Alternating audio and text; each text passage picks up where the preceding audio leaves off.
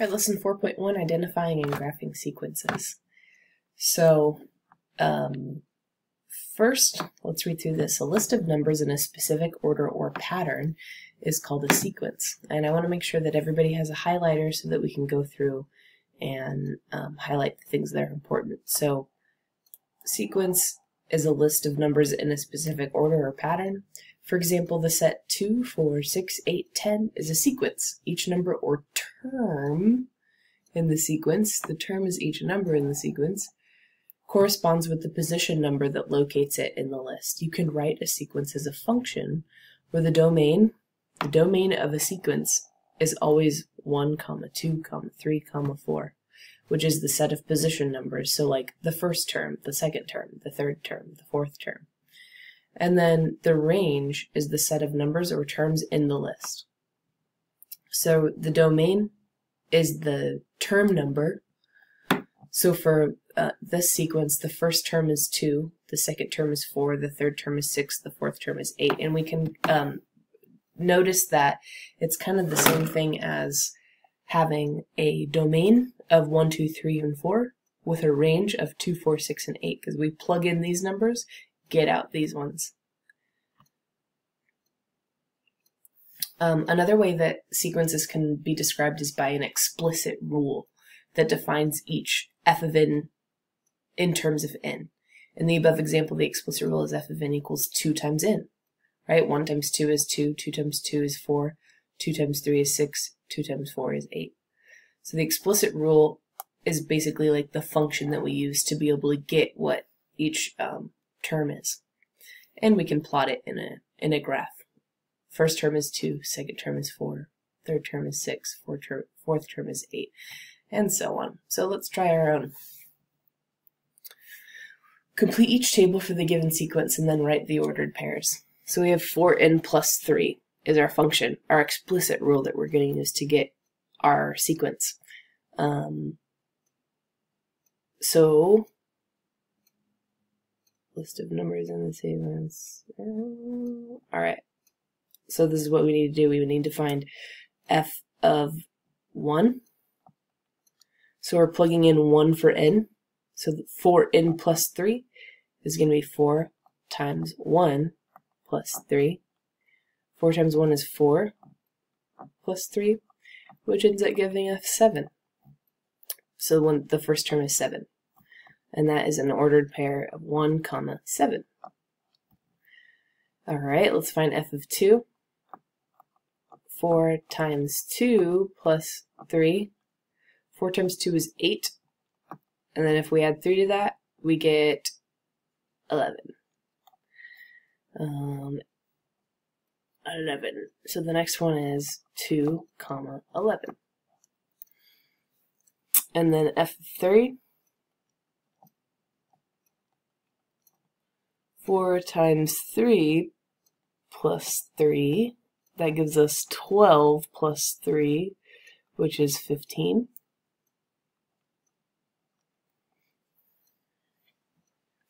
And then last one, so 3, 15. And last one, let's just do it without writing it down. 4 times n plus 3, so 4 times 4 is 16. 16 plus 3 is 19. So when n is 4, we get 19. And then it wants us to list the numbers in the sequence. So the numbers in the sequence are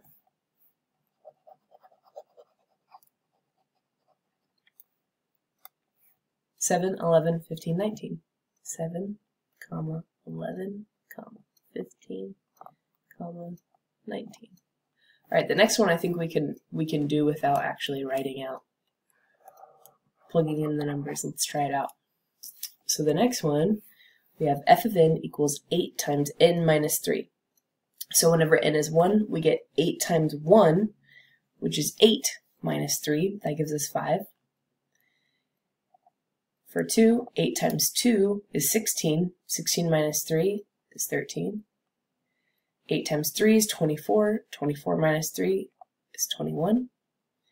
And then 8 times 4 is 32. 32 minus 3, 29. So the ordered pairs are 1, 5, 2, 13, 3, 21, and 4, 29.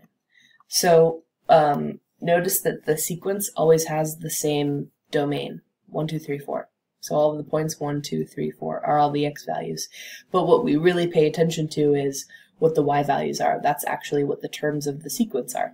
So now list the numbers in the sequence. The actual numbers in the sequence is 5, 13, 21, 29.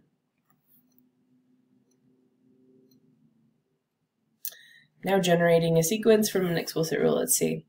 So write the first 4 terms of the sequence defined by the explicit rule. The first 4 terms are, so it doesn't fill out the 1, 2, 3, 4 for us, but we know that if we're looking for a sequence, it's always 1, 2, 3, 4, because that's how we get the first term, second term, third term, and fourth term. So now let's do f of n equals n squared minus 5. Now if n is 1, 1 squared is 1 times 1. 1 times 1 is 1. 1 minus 5, negative 4. 2 squared, 2 times 2 is 4. 4 minus 5, negative 1. 3 times 3 is 9. 9 minus 5, 4. 4 times 4 is 16. 16 minus 5 is 11. So the first 4 terms are negative 4, comma, negative 1, comma, 4, comma, 11. Now for this one, find the 15th term of the sequence defined by the explicit rule. So whenever they ask us to find the 15th term, that automatically just tells us to plug in n equals, what do you think? 15, right? So all we have to do is find f of 15. And this one I'm actually going to write out because I have room. So f of 15 is 4 times 15 minus 3. 4 times 15, let's see, that's 40 plus 20, so that's 60 minus 3, which is 57. So the 15th term is 57. Alright, constructing and graphing sequences. So we know how to find the terms of a sequence if we're given a rule. We can write them as points, and then now we're just going to put them in a graph. So we have a taxi charges $2 per ride plus $3 for each mile driven. For 1 through 2, use the explicit rule f of n equals 3n plus 2. Step 1, create a table. I want you to create this table. So you try it out, make sure that you complete everything, and then I'm going to show you what the answers are. So I'm going to show you what the answers are in 3, 2, 1. Alright, when I plugged in 1, I got 5. When I plugged in 2, I got 8. When I plugged in 3, I got 11. And when I plugged in 4, I got 14. Hopefully that's right. If it's not, I'm sure you'll catch it. But did you get anything different? If you did, what happened? Alright, now let's try writing them as ordered pairs. So pause the video real quick, write them as ordered pairs yourself, and see if you got the right answer. So I'm going to show you the answer in 3, 2, 1. Alright, so we just listed them as ordered pairs. Hopefully you got this part right, because it's the easiest part. Just whenever we plugged in 1, we got 5. When we plugged in 2, we got 8. And remember, our ordered pairs goes input, comma, output. Or x, comma, y. Or n, comma, f of n. Alright, these are all the ways that we've learned to write points. Okay, so now let's graph it. Pause it again, see if you can graph it correctly. 3, 2, 1. Alright, so your points should end up looking like they go in a line. And remember, we're not connecting them because this is giving us, these are the only points that we care about. We don't care about any of the points in between, so do not connect those points. We keep those points separate. Alright, let's try the homework for 4.1.